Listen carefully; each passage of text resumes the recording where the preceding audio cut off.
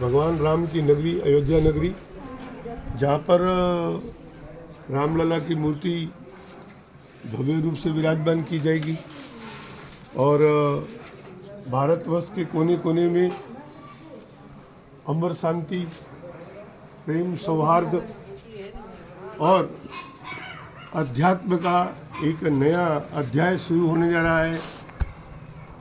अध्याय शुरू होगा और साथ साथ में इस अद्भुत कार्यक्रम में, इस अद्भुत अध्यात्म क्रम में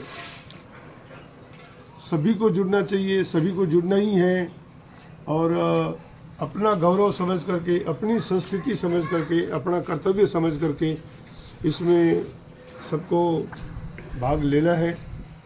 और साथ साथ में मैं ये भी कहना चाहूँगा कि अयोध्या, जहाँ भगवान राम की जन्मभूमि, भगवान राम की पुण्य कर्म भूमि है, तो जैन धर्म के भी तीर्थंकरों की जन्म कल्याणक भूमि है।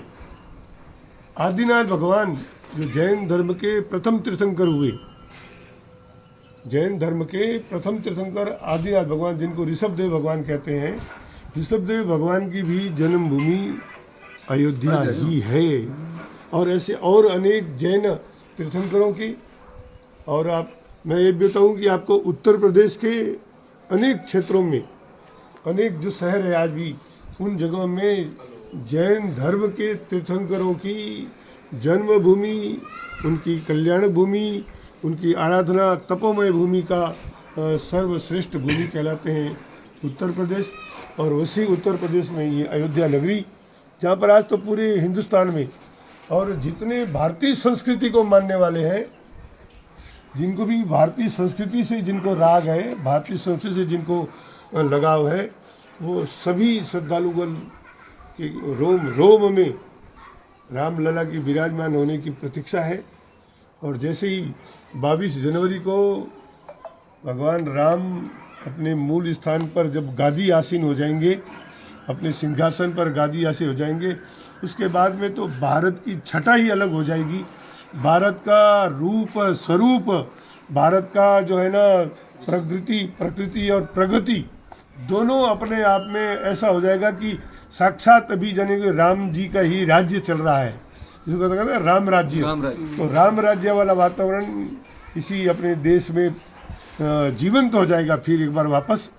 और फिर तो आने वाला सभी समय काल तो पूरे विश्व के लिए एक प्रेरणास्पद बन जाएगा।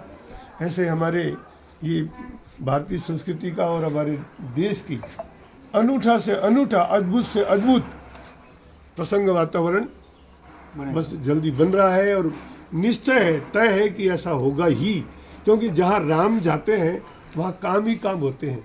राम जाते हैं वहाँ सब शुभ ही शुभ होता है, कभी वहाँ अशुभ होता ही नहीं।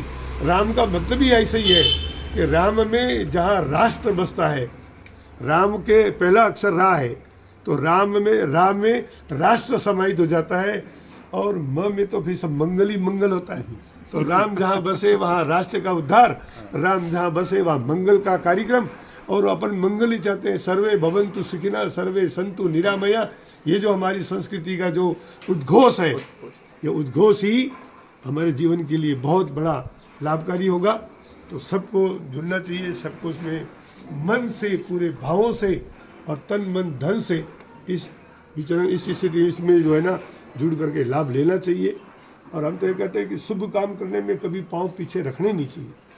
जो शुभ काम करता है उसके जीवन में हमेशा शुभ मंगल ही होता है। तो सकारात्मक सोचने वाला इस राम लला की ये जो विराजमान होंगे उस शुभ प्रसंग पर, आप वहाँ नहीं पहुँच सकते अयोध्या तो कोई बात नहीं, जहाँ बैठे हो वहीं से भावना भाव, जहाँ बैठे हो वहीं से आप चिंतन करो, और वहीं से अपना मंगल भाव उनके श्री चरणों में अर्पित करते हुए अपने आप को राममय बना करके और जीवन का खूब खुशियाँ लुटाओ, जीवन को तरक्की के मार्ग पे चढ़ाओ। हमारा तो यही मंगल कामना है, ये शुभ कामना है। जय जय श्री राम, जय जय श्री राम।